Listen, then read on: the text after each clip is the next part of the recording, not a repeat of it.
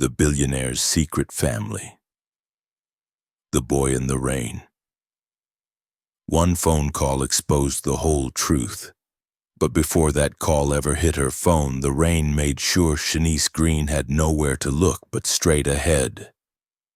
The storm rolled over Jackson like it was late for work. Wind kicked trash cans down Pine Street, and the sky poured bucket after bucket like the clouds were mad at everybody. Shanice sat in the back of her Escalade, tapping through emails, cool as a church fan in July. Folks thought she was all diamonds and deadlines, a woman who never blinked unless it cost money. They weren't completely wrong. Willie, her driver, eased up to a red light by a busted gas station. Wipers slapped the glass. A couple ran across the street using a pizza box for an umbrella.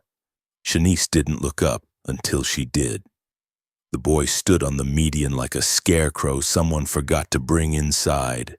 Skinny, maybe 13, soaked to the bones. He held two tiny babies, one in each arm, wrapped in grocery bags and a threadbare blanket that looked like it gave up around Christmas. The babies cried soft, the kind of cry that didn't have energy left to be loud. The boy stared at the ground like he was ashamed of needing help. "Willie," she said, leaning forward, "stop." "Miss Shanice," he grumbled. "Folks run that game. Sometimes they rent babies, you know." "Stop the car." Willie stopped. Shanice opened the door and stepped out, heels sinking into wet gravel. The rain hit her like it had a score to settle. She didn't flinch. Some storms you walk into on purpose. She reached the boy. "Where your folks at?" He hugged the babies tighter. "Ain't got none. It's just us." "What's your name?" "Malik." "And them?" "Jada and Joy." Shanice looked at the little faces, brown as tea with milk and shining with that rare golden light in the eyes. Her breath caught. Her late husband had eyes like that, honey brown, almost gold when the sun found him. She told herself it was coincidence. Rain played tricks. So did memory. "You can't stand here," she said. "Come on." Malik didn't move. "Ma'am, I ain't trying to go nowhere that gets me in trouble." "You're getting in the car. That's it." He swallowed, then nodded the smallest nod. Willing or not, Hope had already stepped in the door. Back in the Escalade, heat rushed over all three like warm bread. Shanice wrapped her cashmere coat around the babies. They quieted quick, noses twitching, eyes blinking slow like little owls.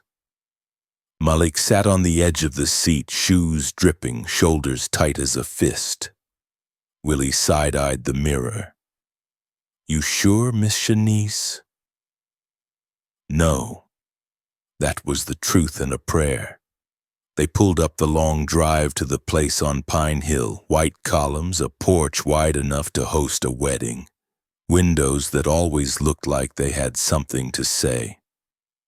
Miss Laverne met them at the door with towels and a look that asked 100 questions and saved them for later. "Warm water," Shanice said, "and call Dr. Benton." "Yes, ma'am." Inside, marble floors echoed every step. Malik paused on the rug, eyes darting like he'd walked into a museum by accident. He looked down at his muddy socks. "I'm dirty." "Baby, the floor's seen worse," Miss Laverne said, shoving a towel at his head. "You're fine." Shanice carried the babies to the sitting room. Their skin felt cool, their fingers star-tight. She set them on the couch and rubbed their tiny hands like she could introduce them to heat. Malik hovered close, scared she'd change her mind and he'd wake up in the rain again.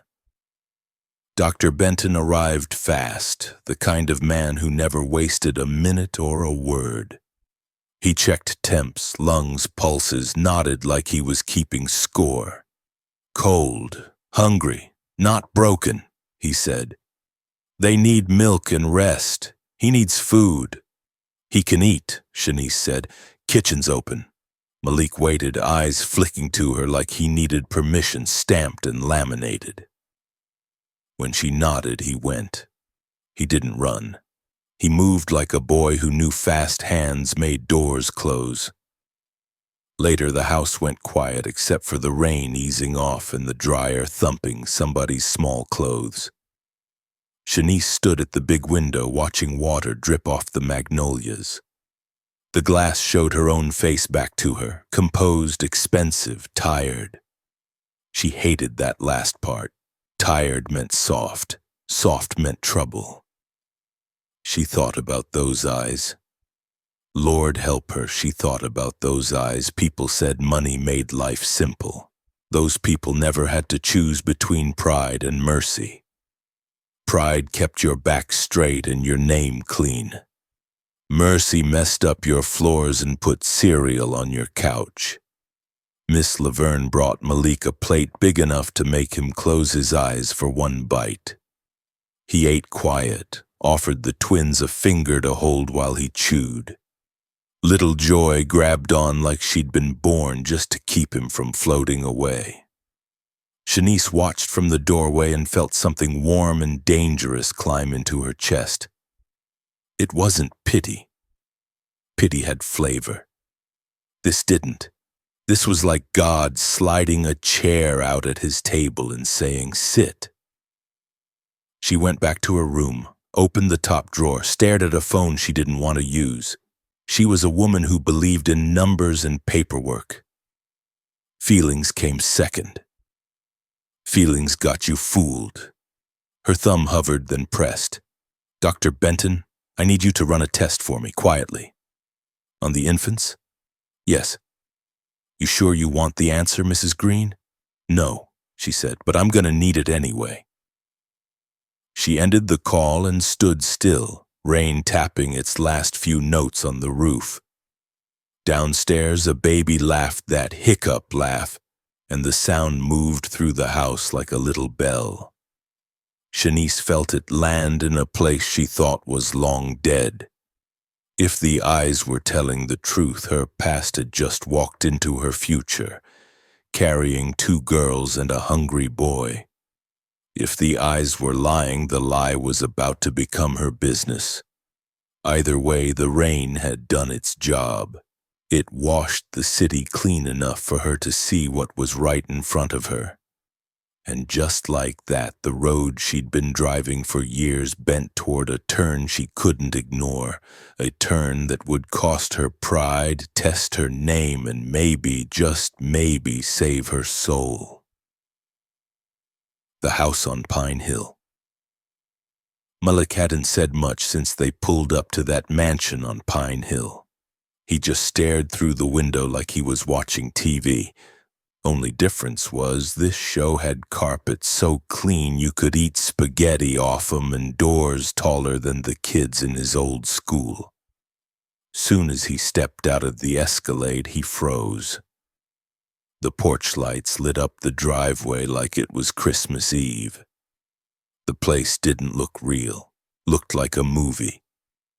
But the air was warm. The rain had calmed to a lazy drizzle, and the smell of fried something drifted through the air. That part felt real enough. Miss Laverne opened the door, hand on her hip, face full of questions but too loyal to ask them. She took one look at Malik and the babies and just nodded like, "Lord, not today." Shanice brushed past her with one twin in each arm. "Get warm water, Laverne. And tell Dr. Benton to come now, not later." "Yes, ma'am," Laverne said, vanishing like smoke. Malik followed slow, his feet squishing in wet socks. He stopped at the doorway, then looked down at his shoes like they might bite the floor. Shanice turned around. "Something wrong?" "I'm dirty," he said, voice barely there. She raised an eyebrow. "So's half this country, baby. Step in." He wiped his feet 5 times on the mat before walking in. The marble floor reflected everything, the chandelier, the paintings, even the worry on his little face.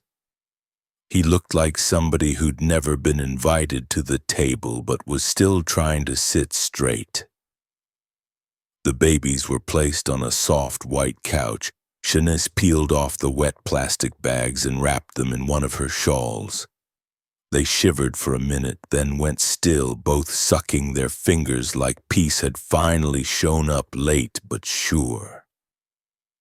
Malik hovered nearby, rubbing his hands like they might disappear if he didn't keep 'em moving. "They okay?" he asked. "They're safe now," she said, softer than she meant to.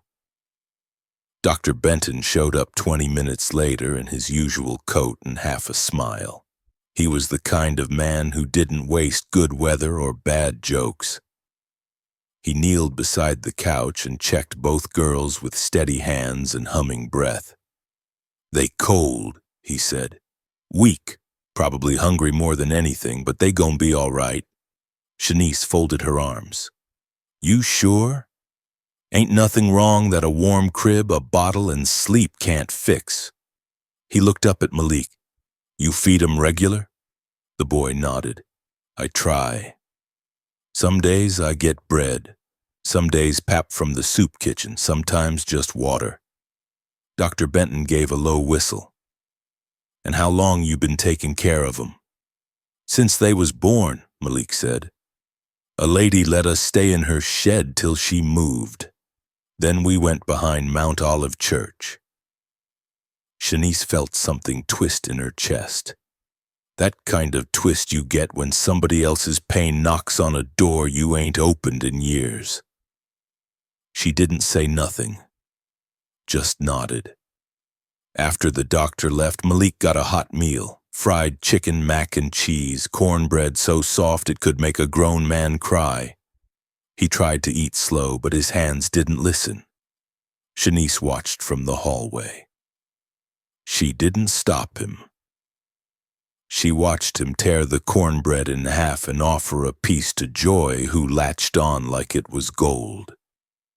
He gave the other twin some water with a spoon, careful like he'd been doing it forever.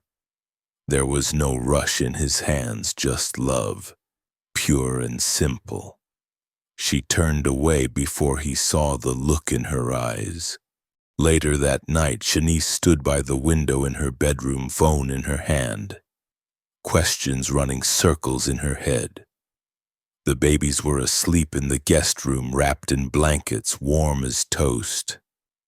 Malik curled up on the little couch outside the room, breathing soft, shoes off, socks drying on the heater vent. Her house, her rules. But tonight something had shifted. The quiet felt different, heavier, like the walls were holding their breath, waiting on her to make a move.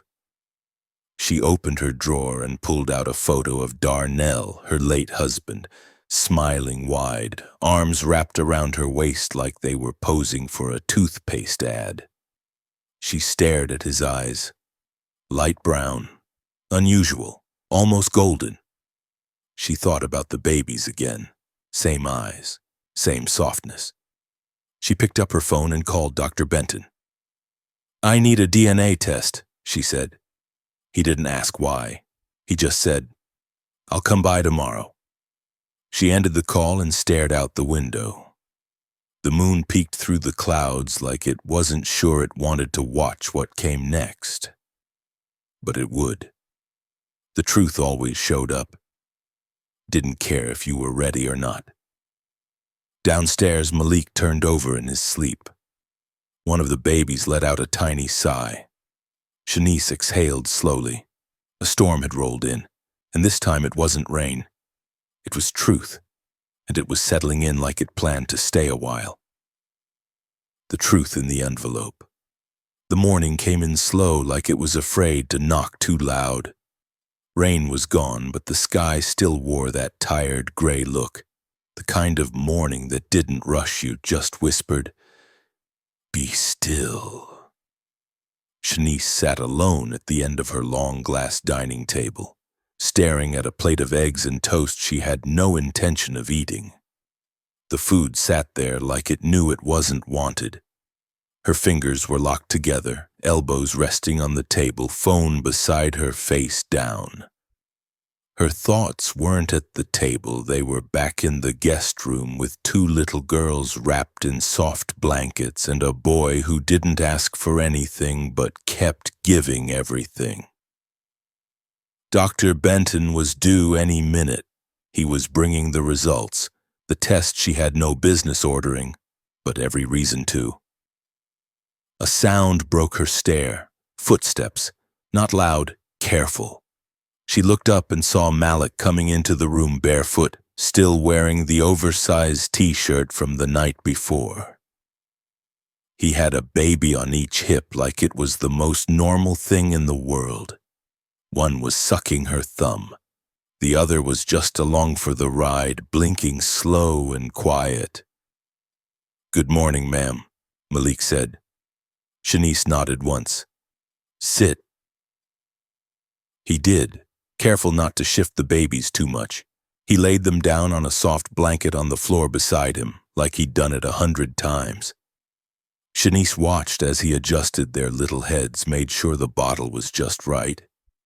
He didn't look scared today. He looked like a boy who'd finally found a dry spot to breathe in. "You can eat," she said, motioning toward the food. Malik looked unsure. "There's more in the kitchen. Go ahead." He nodded and started eating slow. Not like before when he acted like the food might vanish. He was learning. Shanice noticed that. After a minute, she asked, "They always this quiet?" "If I feed 'em and hold 'em close, they calm," he said. "They like music too, not the loud kind, that soft church stuff." "You give them those names, Jada and Joy?" "Yes, ma'am." "And how old are they?" 7 months. "And you?" she asked, raising an eyebrow. 13, he said. She leaned back, arms folded. "You're too young to be their daddy." He didn't respond right away, just looked down, chewing. "Tell me the truth," she said. He glanced up, nervous. "They my sisters, my mama. She died after they were born." Shanice took a long breath. "So why you lie?" Malik's voice dropped. "People don't help if you just a brother, but when you say you a daddy, folks stop and look."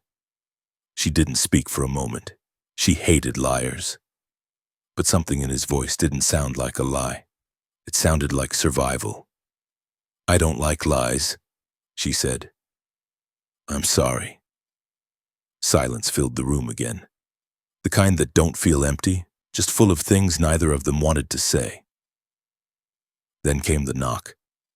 Not loud, just enough to change everything. Shanice stood up. Her steps felt heavier than usual as she walked to the door. Dr. Benton handed her the envelope like it was a bomb in a paper jacket. "I ain't opening this," he said. "That's your road to walk." She nodded, took it, and walked back to the dining room. Malik was playing peekaboo with Joy using a napkin. Jada watched him like he was the whole world. Shanice didn't sit. She just stood there, staring at the envelope. Then, slow, like her fingers weren't sure, she opened it. She read the first line, then the second, then she dropped it. DNA match confirmed. 99.98%. The room spun, but she stood still. Her stomach twisted up like a wrung-out towel. The babies were Darnell's. Malik was Darnell's son. She walked to the window, gripping the edge of the curtain, breathing like somebody had knocked the wind out of her. Her husband, the same man who cried beside her during every failed IVF attempt, had a whole child out there. A son. Wu daughters. And he never said a word. The betrayal wasn't loud. It was quiet, sharp. It came in sideways like a slow leak in a pipe that finally burst. She wanted to scream, But instead she stood there, mouth closed, tears sitting in the corners of her eyes like guests too polite to make a scene. Later that night she sat with Malik on the couch. The babies were asleep nearby, tucked in, breathing light and soft. The house was quiet except for the clock ticking in the hallway. "You ever meet your dad?" she asked. Malik nodded. "He used to come by, not all the time, just sometimes. He'd bring me candy, little toys. Mama said he was busy, had another life. She never talked bad about him, though." Shanice swallowed. "Did he ever tell you his name?" "Yes, ma'am. Mr. Darnell Green." She closed her eyes. That name used to feel like home. Now it tasted like ash. "Do you got a picture of him?" she asked. Malik nodded and pulled out a folded photo from a plastic bag. She opened it with shaky fingers. There he was, Darnell, arm around a woman, Malik standing in front grinning with missing teeth. And those eyes. Her knees wanted to give out, but she stayed standing. She handed it back, turned to the window again. Outside, the streetlights glowed soft. Inside, the storm had already started, and it had her name written all over it. Digging up the past. Shanice couldn't sleep, not even a minute. She just lay there in her silk robe, staring at the ceiling like it had answers written on it. The whole house was quiet, but her mind was louder than a church tambourine on Easter Sunday. She kept thinking about Malik's mama, Loretta, a name she'd never heard but now couldn't forget. A woman who carried 3 kids on her back, died giving birth to 2 and still didn't ask for nothing. That kind of strength didn't just grow in anybody's backyard. By 7 a.m., Shanice had already made coffee strong enough to wake the ancestors. She picked up her phone and called a man she hadn't spoken to in 3 years. Floyd Follerin, private investigator, ex-cop, no nonsense and high-priced. She had used him once during a messy board fight at her nonprofit. He'd gotten the truth then. She trusted him to do it again. "I need you to find out everything you can on a woman named Loretta King," she said. "Lived in Jackson, worked at a daycare, passed away 7 months ago during childbirth. Had a son named Malik. Don't ask me why. Just do what you do." "You'll hear from me before sundown," Floyd said. She hung up and went to check on the babies. They were awake, kicking under the blanket like tiny gymnasts, eyes wide open, smiling like they knew something she didn't. Malik was still asleep on the little couch, breathing deep, one arm thrown over his face like he was hiding from the morning. She sat for a minute just watching. It hit her that these kids, these golden-eyed miracles, had been out in the cold just days ago. And now they were tucked in soft blankets with warm bottles and love starting to grow around them like ivy on a fence. That afternoon, Floyd called back. Her name was Loretta Denise King. She worked at Little Steps Daycare on Monroe Avenue for 8 years. Everybody said she was quiet, sweet, took care of kids like they was her own. Shanice closed her eyes. She pictured her. She rented a 1-bedroom behind the daycare. No husband, no family, lived simple. Neighbors said she had one visitor, a tall man in a gray Lexus. Came around sometimes, stayed just long enough to drop off groceries or money. Shanice's jaw tightened. She didn't have to ask who the man was. She died at New Hope Clinic. Complications during delivery. No funeral, just buried quiet. Malik disappeared after. Neighbor said he refused to go into the system, said he'd take care of his sisters on his own. Floyd paused. "There's one more thing." I got my hands on a note, letter she wrote but never sent. Neighbor found it in a box with baby clothes. Read it, Shanice said. Darnell, I never asked you for anything, but maybe it's time you tell your wife, not for me, for the children. They deserve the truth. One day, she will too. Floyd went silent. Shanice didn't speak either. That note wrapped around her like a cold towel. It wasn't loud. It didn't accuse. It just asked for something Darnell never had the courage to do. Tell the truth. She hung up and sat still for a long time. It felt like the whole house leaned in, waiting to see what she'd do next. That evening she found Malik in the backyard under the pecan tree, bouncing Joy on his knee while Jada chewed on a leaf. He looked up and smiled like the weight of the world had taken a lunch break. "We need to talk," she said. He stood quick.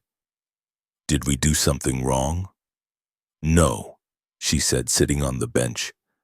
"I found out more about your mama today." Malik's eyes went wide. "She was a good woman, hard-working, never chased after nothing that wasn't hers. Took care of you on her own with whatever little she had." Malik looked down. "She didn't ask for much, not even when she knew my husband was living two lives. She just kept going." "She loved us," Malik whispered. "She used to say, one day we'd meet our other family. She said we had folks out there who didn't know us yet, but they would." Shanice nodded. She was right. He looked up at her. "You my stepmama?" he asked, cautious. She didn't answer right away. The word landed soft, but heavy. "I guess I am," she said. He blinked fast, like he didn't know what to do with that. "I'm sorry," he said suddenly. "For what?" "For all of it. For showing up, for the mess. I ain't mean to ruin your life." Shanice laughed a little. Not loud, just enough to surprise herself. "Boy, if you think this is the worst mess I've been through, you must not know how life works." He smiled, shy. Joy burped on his shirt. Jada giggled at nothing. Shanice looked at all three of them. Something had shifted. Not the weather, not the house, her. And when she stood up, she realized for the first time in a long while, she wasn't carrying that same weight no more. She still had questions, still had grief. But something new had moved in, something that felt like peace, wrapped in diapers. The choice.